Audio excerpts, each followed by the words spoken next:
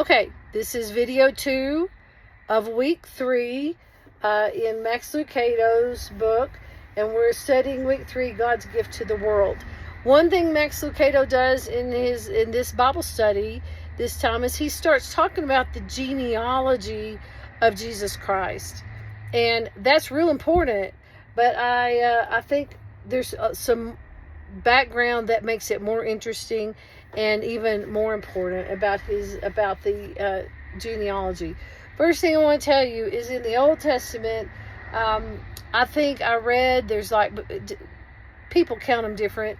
There's 300 to 400 different prophecies in the Old Testament that Jesus fulfilled when he came to earth, and that is amazing, and I'll tell you why in a minute. But first, let's talk about the 7 of the Old Testament prophecies. We won't go through all 300, okay? The first one that I think is real important is in the Old Testament is Jesus's, of course, lineage. He came from David. That was prophesied long before Jesus was born, and you can find that in 2 Samuel 7:12. And of course, in the New Testament, when you read Matthew, Mark, Luke, and John, you'll see that they started out, especially Matthew, telling you, here is the lineage of Jesus Christ. And sometimes we think that's boring, but it's important because it shows how the prophecy was fulfilled. And it also shows you that Jesus uses ordinary people to do extraordinary things. And so then we had prophesied the virgin birth.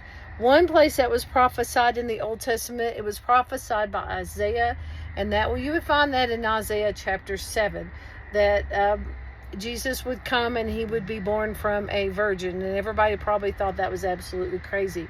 But we know that was fulfilled, and we can also see that in Matthew, the first chapter, I think verse 22, 23 and on, that was fulfilled.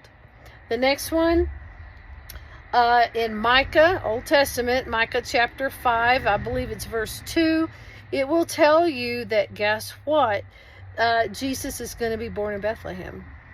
And then we again can look in the Gospels. If we're talking about Matthew today, Matthew chapter 2, we see that, Jesus was born in Bethlehem.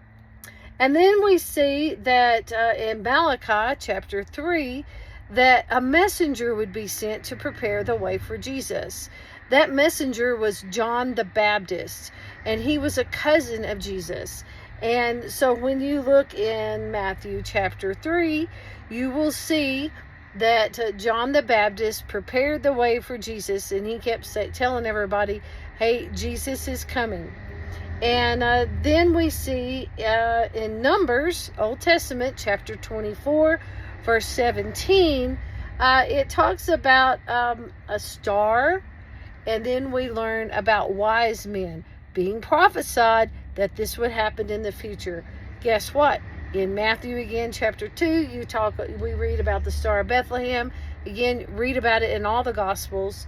And then, of course, the child, a virgin would be a sign of Jesus Christ having a child. That was in Isaiah 7:14. And again, that would be Mary, the virgin.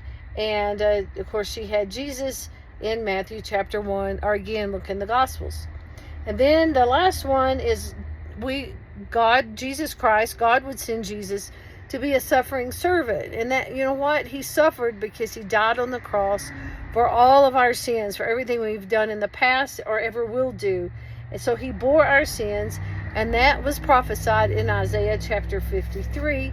And of course, we see that fulfilled in the Gospels. And today we've been talking mostly about Matthew. So, how can, this is another thing I say, how can you know the Bible is true?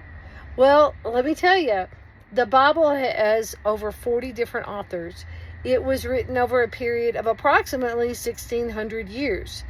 Those authors did not, Old Testament, New Testament, did not know each other. There is a 400-year gap between the Old Testament and the New Testament. So, the odds of all of these things happening and being prophesied years and years and years before it ever happened is astronomical. And so I just wanted to mention that. Now we'll stop here and go to the next topic.